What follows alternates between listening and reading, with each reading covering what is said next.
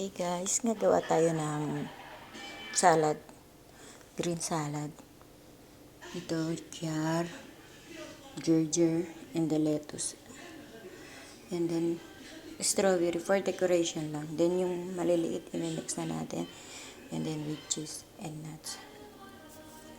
Ngayon, mimix natin siya dito sa bowl. Wait lang.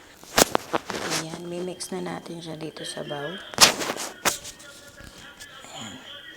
Nalagyan natin ng lettuce. Kailangan kasi may lettuce siya dun.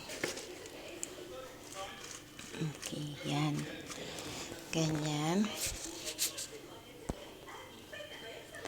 Tapos, lalagyan natin siya nito strawberry. Sabay strawberry ito.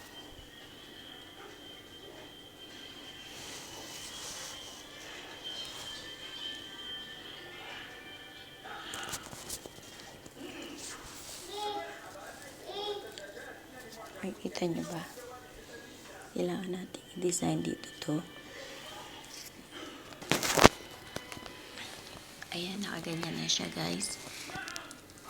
Kailangan lang makita yung ano niya. Ayan. Then, magmimix tayo dito ng ginger, lettuce, another lettuce, then ginger. Ayan. I-mix natin sila dito together. Kasi dyan, kailangan to may ano siya.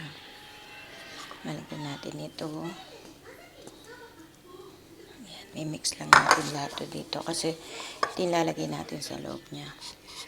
So, kailangan meron siyang ano sa loob. Mamaya may mix natin yan ng ayan, lagyan natin ng nuts.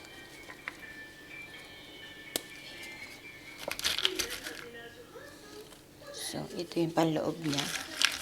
Mamaya papakita natin sa inyo yung finished product. Okay? Ayan, ito na yung finished product.